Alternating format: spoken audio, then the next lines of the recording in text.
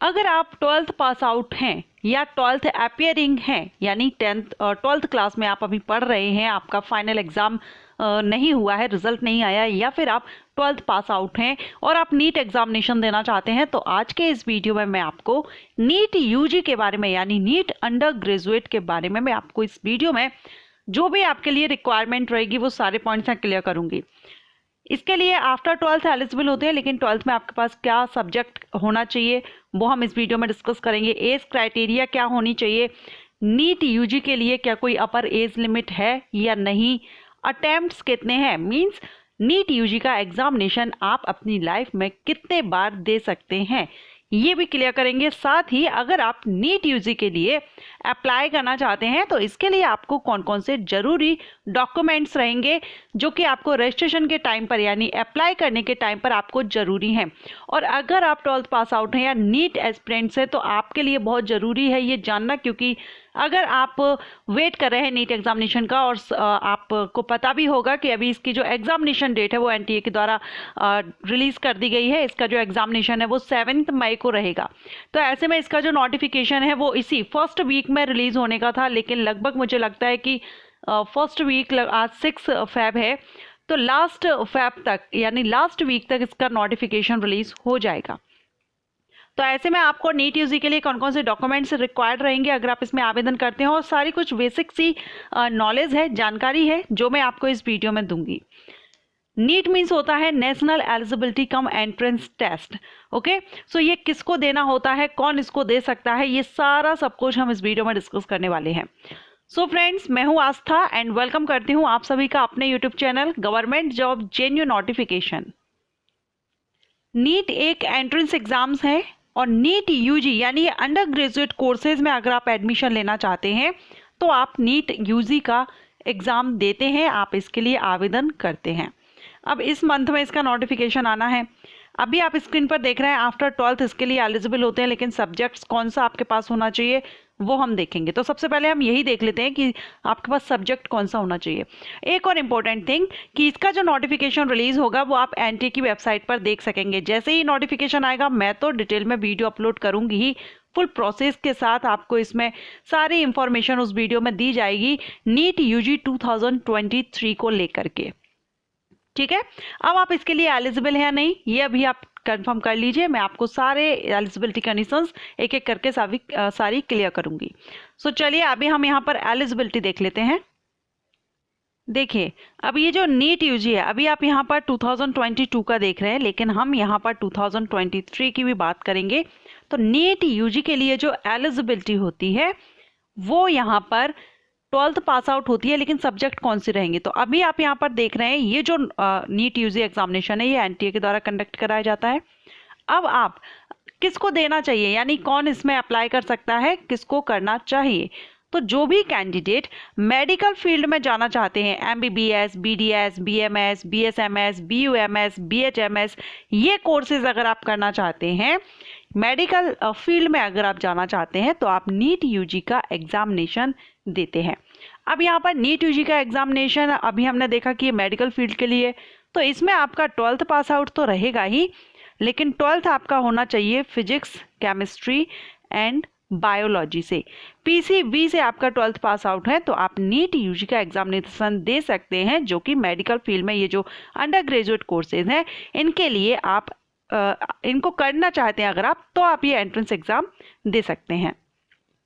इसके बाद अब हम बात करेंगे कि आपकी एज लिमिट क्या होनी चाहिए।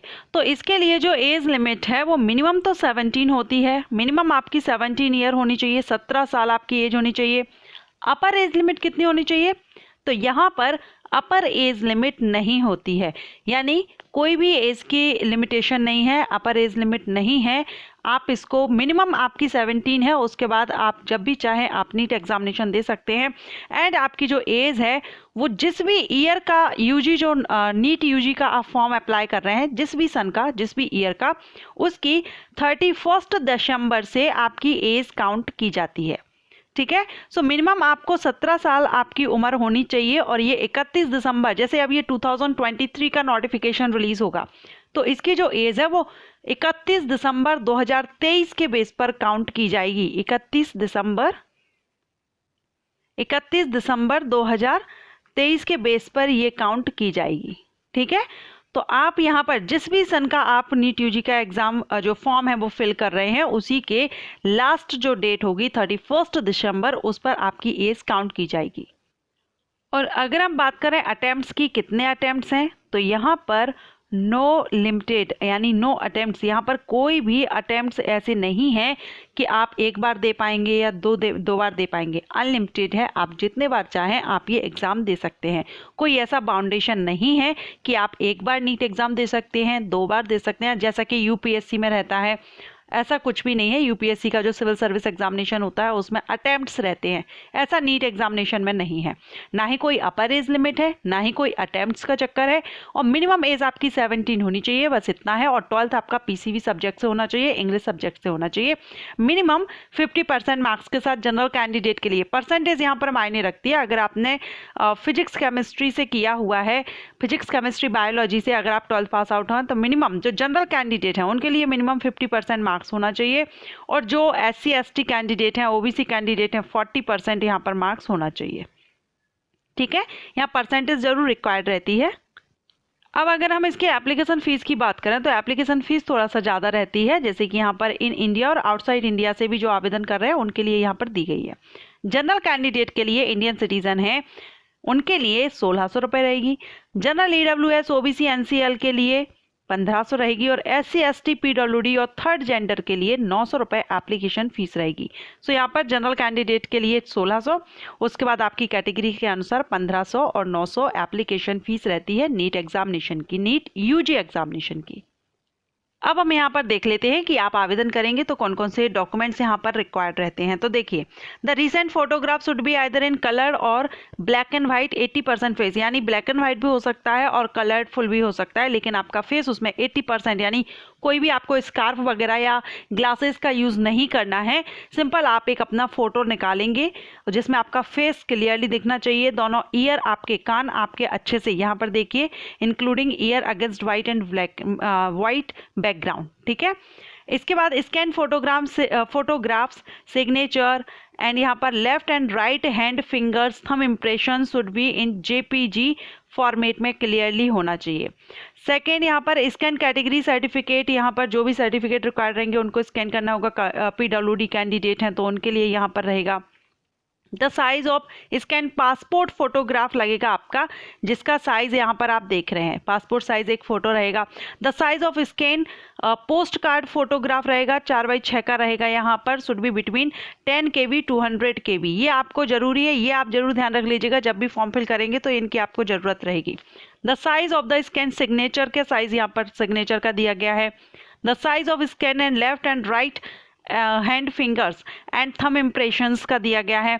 इसके अलावा the size of scan copy का दिया गया है। सो यहाँ पर ये जरूर आप ध्यान से रख लीजिएगा, आपका एक तो फोटो क्लियर होना चाहिए, कोई भी स्कार्फ या गूगल, आपके जो ईयर है, कान है, वो क्लियरली दिखना चाहिए। ये कलर्ड भी हो सकता है और ब्लैक एंड वाइट भी यहाँ पर दिया गया है। The size of the scan copy of class 10th की जो आपका सर्टिफिकेट है उसका साइज आप देख लीजिए, ये आपको सब अपलोड करने होंगे। ओके, सो इस सिटीजन सर्टिफिकेट यहाँ पर कॉपी ऑफ द कॉपी लगेंगी, तो ये आप जरूर अपने पास रखिए, क्योंकि नीट यूजी 2023 का नोटिफिकेशन फरवरी लास्ट तक इसका नोटिफिकेशन आ जाना चाहिए, क्योंकि एग्जाम डेट 7 मई है, तो आ जाना चाहिए मेरे हिसाब से लास्ट फेब तक। अब ऐसे में अगर आप 12th पास आउट है, अपियरिंग है, वो भी इसमें आवेदन कर सकते हैं, काउंसलिंग के टाइम तक आपका पास आउट हो जाना चाहिए। ओके, सो जैसे ही इसका नोटिफिकेशन आएगा वीडियो में अपलोड करूंगी, NTA की वेबसाइट पर आप भी अपडेट रह सकते हैं। अगर आप चाहें तो चैनल को सब्सक्राइब करके रखिए, बेल आइकन के ऑल ऑप्शन को प्रेस कीजिए, जैसे ही इसका नोटिफिकेशन आएगा डिटेल वीडियो आपको इस चैनल पर मिल जाएगा। Thank you.